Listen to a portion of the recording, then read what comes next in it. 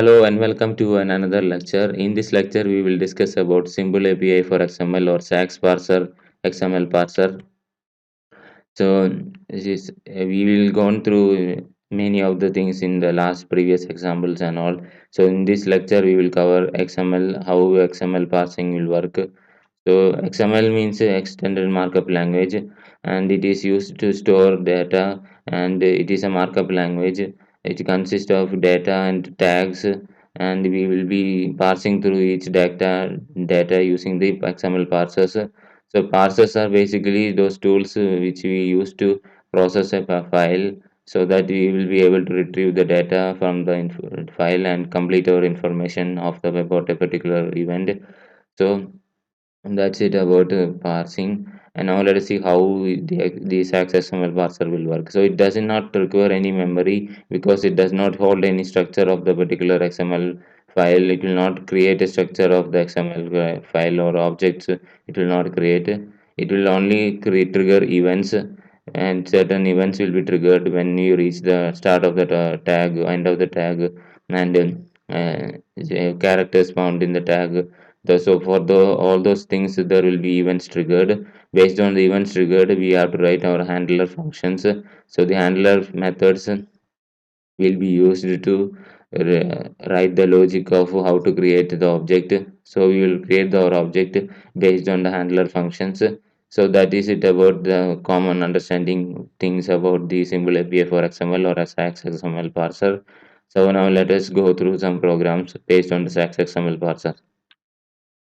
Now let us see a program based on SAX XML parser. So in this program we will have a data about a company and its employees, and we will parse all the data of the employees, and we will generate an object a list of employees based on the particular XML data. So let us see the XML file first. So this is an standard XML file. So in this XML file you can see there are different tags. So each tag will be processed one by one. So here you can see company tag. The company tag is the most outer tag, and inside the company tag there is an employee tag. So there are set of employees. Each employee will have ID, name, and age tags inside them, and each tag will hold their particular data. So this is how the structure of the XML file will look like. Now let us see the program. Now let us see the object which will be storing the particular values of the XML file. So this is the employee object. So it will have ID, name, and age. The three fields are there. Similar to the XML structure, whatever the employee has, that all fields have declared. So this object will be saved, and we will be storing based on this employee object, and it will be a list we will be storing. Now let us see the implementation of SAX XML parser. So SAX XML parser is implemented by extending a class called as default handler and creating a handler class. So the handler class is responsible for catching all the triggered events based on the documents tags. So if any document, for example, there is a start of a document, then there will be an event, end of a document, there will be an event.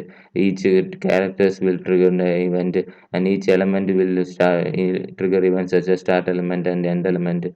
So all the events will be handled using this particular handler class. So let us start this class. So first thing to understand is we need some variables to store the values. So first an array list is required to store the entire collection of the employee objects, which will be our final output.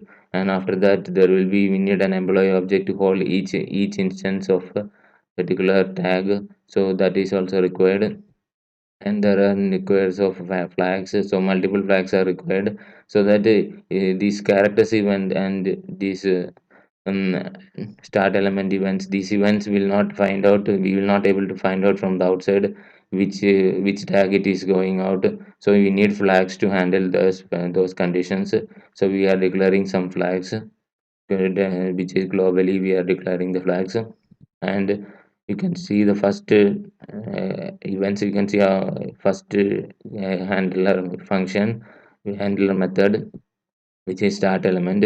And like that, there are many methods. You can see start element, end document characters, and many events are there. You can see one by one. So now let us start from the top again. So we will go to the start document first.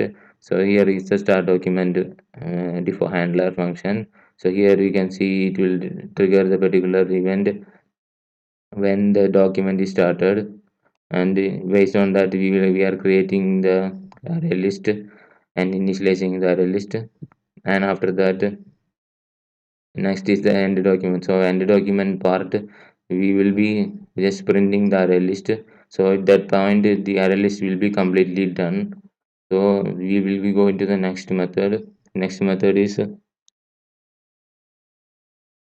start element. So in the start element method will be triggered when each tag is started. So for each tags inside the particular main tag, this event will be occurring. So for that,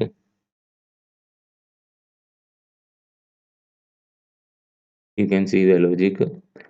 For employee, I am creating an employee object and setting the flag. For others, we I am just setting the particular flags, and that's it about the start element.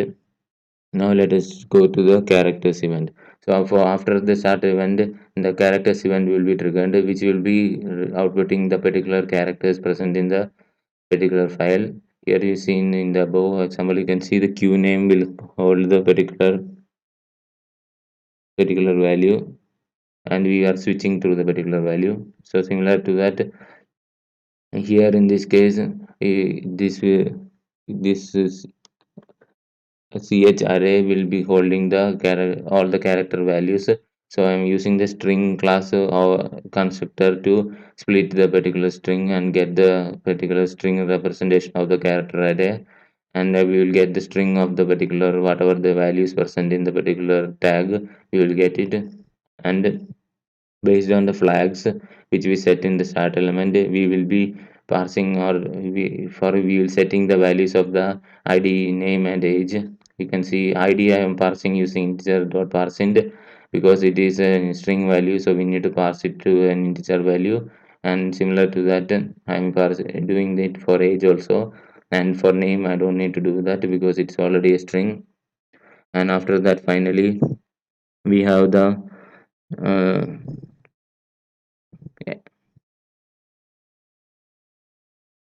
end element end element uh, end element default handler function. So end element, we just need to set all the flags to false.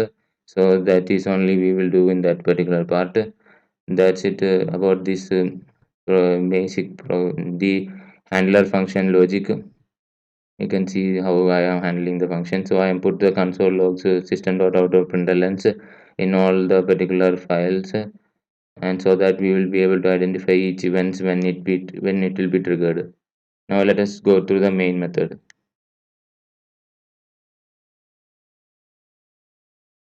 Now let us see the main method. In the main method, we are writing some logic so that we will be parsing the XML document. So let us start.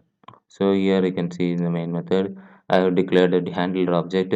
Handler object is required so that we passing the handler object to the parse method so that we will be able to parse the document. And here you can see I'm creating the sax parser factory object using the sax parser static method new instance. And after that I'm creating this sax parser object. I'm using this para factory dot new sax parser. And after that I am using the parse method in which I am supply the particular file location as well as the handler which I return. So each handler has all the functionality to catch the particular events, and we are already written the code to construct the object based on that. And there are some exceptions which are here. All the exceptions are catched. So now let us run this program. So here you can see first we will go to the top. So here you can see each events are triggered. We are put some console system.out.println for all the particular values. Here you can see now events are triggering for each events.